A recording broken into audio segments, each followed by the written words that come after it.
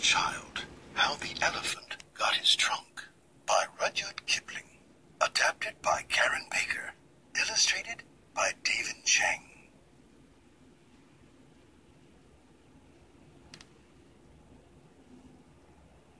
Long ago, elephants had no trunks. They had only blackish, bulgy noses, as big as boots. Their noses were suitable for sniffing and for wriggling side to side, but absolutely useless for picking things up. In these far-off times, there was one elephant's child in Africa who was born with endless curiosity. He asked ever so many questions, which got him in ever so much trouble. One day, the elephant's child asked his Aunt Ostrich, "Why are your feathers so long?" "Hush!" she squawked. "So many questions. Take your nosy nose somewhere else." So the elephant did exactly that. He then saw his tall uncle. "Uncle Giraffe," the elephant called out, "how many spots do you have?" "Shoo!" his uncle muttered. "So many questions. Take your nosy nose somewhere else." So the elephant did exactly that.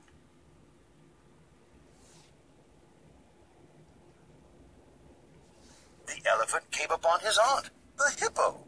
"Auntie," he asked her, "why are your eyes so red?" "Shh!" she snorted. "So many questions. Take your nosy nose somewhere else." So the elephant did exactly that. Nearby, the elephant's uncle, the hairy baboon, was busy eating a juicy melon. "What makes melons taste just so, Uncle Baboon?" "Shush!" the baboon bellowed. "So many questions. Take your nosy nose somewhere else." So the elephant did exactly that. A few days later, on the night of the full moon, the elephant and his family gathered for a great meal at the festival feast. Still curious, the elephant had another question for his family. "Excuse me," he said, "but what does the crocodile eat for dinner?" "Shoo!" muttered the giraffe. "Hush!" ruffled the ostrich. "Shush!" bellowed the baboon. "Shh!" snorted the hippo. "So many questions. Take your nosy nose somewhere else," they roared. As the elephant turned to walk away, the Kolokolo bird swooped in close to his large ear.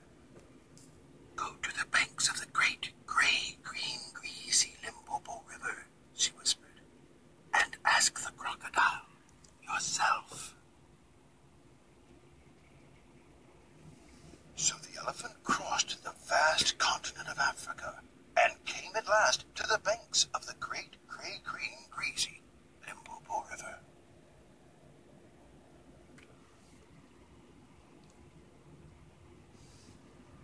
There he stopped to rest on a log, when suddenly the log winked at him.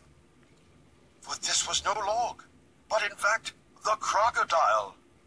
"Crocodile?" the elephant asked. "What do you eat for dinner?" "Come closer, little one," said the crocodile, "and I'll whisper." The elephant put his head close to the crocodile.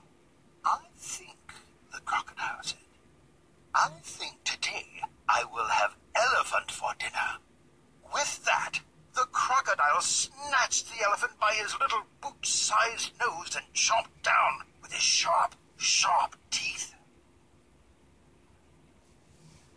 "Oh, let go! You're hurting me!" the elephant cried out. He pulled back with all his might. The crocodile pulled back with all his might. As they tugged, the elephant's nose stretched and stretched and stretched.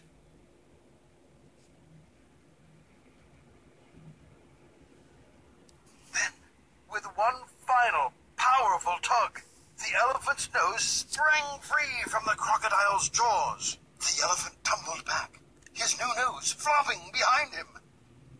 The crocodile fell into the river with a loud splash.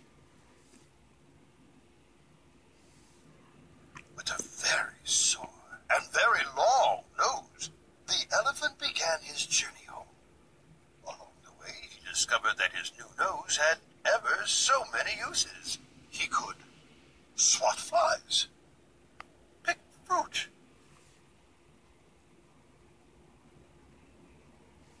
pluck grass, and muck in the mud.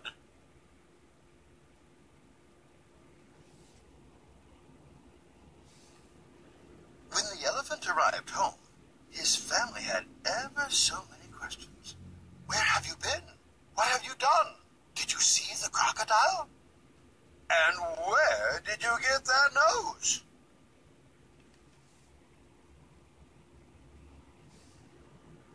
The elephant laughed, spraying water high in the air. So many questions, he replied. And with that, he told of how the elephant got his trunk.